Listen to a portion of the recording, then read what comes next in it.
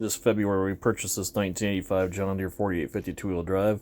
Came from Colorado. You guys are seeing some pictures of it here in the teardown process. And I will link the first video in the series of teardown and rebuild of this tractor in the description below. The first video on it, and there'll be more videos to come in this rebuild series.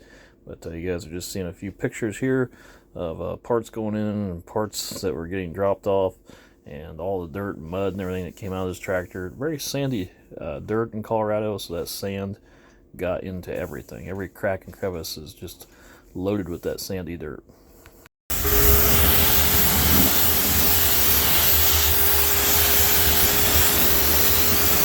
Prior to starting field work, we tore this tractor down, but since we had rain here recently, it was a good time to get back on the project. So our first step here was we took this tractor outside and gave it a good steam cleaning bath, hot water washed it, which got all the grease and oil off everything. So once it's tore down, you have a lot better access to get all the things cleaned up, such as up front here around where the fuel tank sits. All this gets full of dirt, grease, and oil. So everything is cleaned up, and now everything's cleaned up, we're actually able to start a reassembly and detailing process to this tractor. So as you can tell, we got this thing pretty tore down, including the roof being gone. I got my gloves on here because we were doing some paint detailing work, and I was actually using some paint remover inside the cab, which was very caustic on my fingers, so I put some rubber gloves on. So we have a lot of parts in this shop for this tractor, and we're waiting on a few more. Parts availability has been a little bit slow, but we do have a majority of them. So you guys will see how those all go together as the project continues. This tractor is going to be used. This tractor is not a full restoration, but we want it in good order. This will be the last Soundguard tractor that I end up redoing for us personally. Again, if you're new to the channel, this is a John Deere 4850. It's a 1985, which these were made from 83 to 88, so it's a mid-range 4850, which had a lot of the updated enhancements that the later 4850s had. The 83s that came out, there were some things on those that needed some enhancements. Some of those enhancements I talk about are things like in the back here. These rods are actually bigger diameter on a later model. Just gave them less flex. The rod would actually bow, and the tents wouldn't work. So as they changed the serial numbers, they actually put bigger, thicker rods in here. So this tractor is really low hours, 3,900 original hours tractor, but it came out of Colorado, so it's got a lot of sunlight damage to it. This tractor factory is what they call classic green, which is a bluer version of John Deere green. Then the newer version, which is called Ag and Turf green, that came out in '89 with the 55 series tractors. But we're actually, anything we're repainting, we're actually going to the new Ag and Turf green. The reason is because anything you buy, such as a step kit, any accessory is Ag and Turf green. So do you repaint all your accessories, or do you repaint the entire tractor? It's kind of a toss-up. What we're just going to do is go with Ag and Turf green on it. The original patina on this tractor, you can tell it's got some sun fading to it, which I wish it didn't have. That's, again, because of high altitude. But it's cleaning up nice and starting to look pretty good. So now we're actually assembling the tractor here. Some things I've done in the rear of the tractor. This is a grease line kit. This is actually a factory kit that was still available, believe it or not. And these go out and go down the axle, and they tie into the wheel bearing. So it's a remote wheel bearing kit. So instead of having to dig your arm back in there, you can just grease it right here. Kind of cool. I was surprised that kit was still available from John Deere. And again, original paint, original decals. This all buffed out, really, really nice. Paint looks very, very sharp. And here's even the publication for that remote grease kit, which is dated June '85. Probably all run through a typewriter. Kind of cool to see this old publication. But over here you got a large amount of parts stacked up in boxes here. And we got quite a ways to go with this project, but we got most of the parts in. Like I said, we're still waiting for a few, but most everything's here. The hardest thing on this tractor that's been to replace was this big plastic roof. And if anybody wonders what's on top of your cab, which I'm going to put a picture in here so you can see what it looks like with no roof on it. This plastic roof shell sits on top of that ROPS structure. This is the side that would be your cab side, and this would be this side here, it goes this way, would be the side that the green roof sits on. This is being replaced because this tractor, somebody had backed into it and literally fractured this entire corner of the base of the cab. I think they call this the inner roof, is what it's technically called through parts.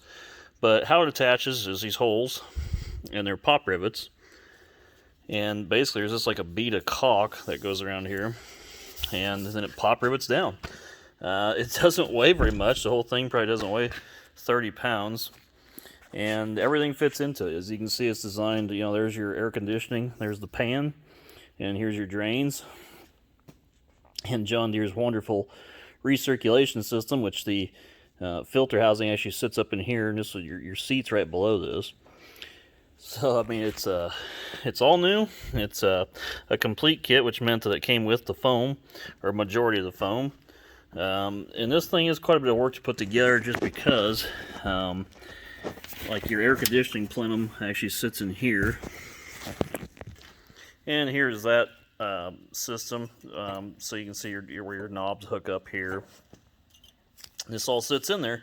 There really isn't a whole lot to the whole thing, but there's your ROPS cab, and that big plastic shell sits right up on top there. It's you tear one of these cabs down, you realize how very little is actually in them.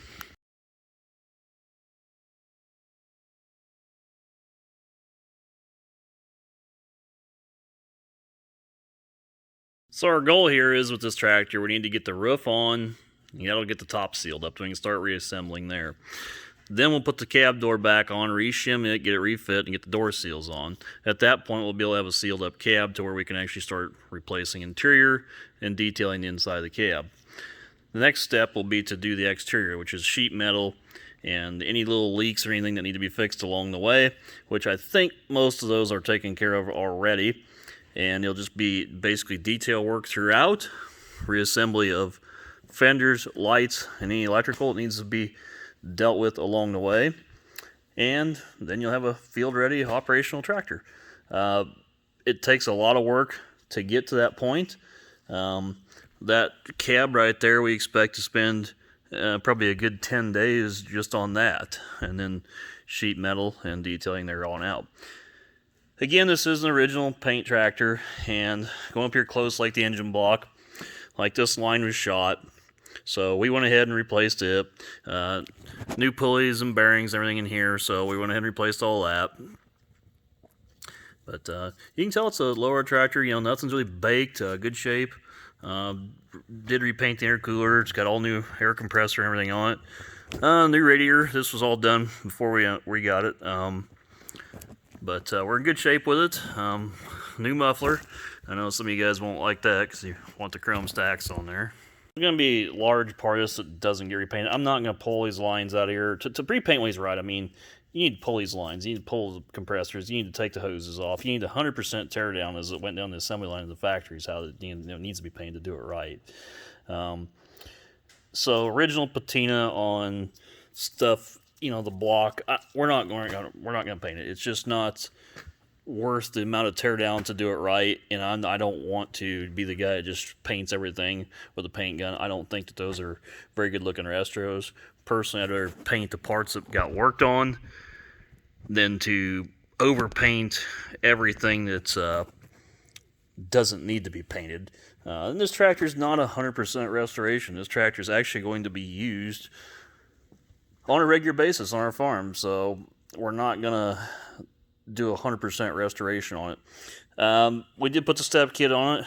This battery box here will get taken off and sandblasted, get the corrosion out of it, and all the top sides will, actually the sides are going to get replaced. These left ones are real bad about corroding out because your boots would scrape stuff off and sit down next to the battery and it rots the side out. But yeah, I just wanted to give you guys a quick look here. I'm going to do a lot more videos on this tractor as we go forward, including a lot of how-tos and what we did and why and how it fits. Serial number changes, parts availability changes, and stuff like that. That's been one of the biggest factors, and one of the main reasons this is going to be my last Soundguard tractor is because of parts availability. it's getting really hard to get parts for these. The 50 series were kind of a standalone tractor. 83 to 88 is all they were built, which is 5 years, is during the farm crisis. So the sales weren't huge on them.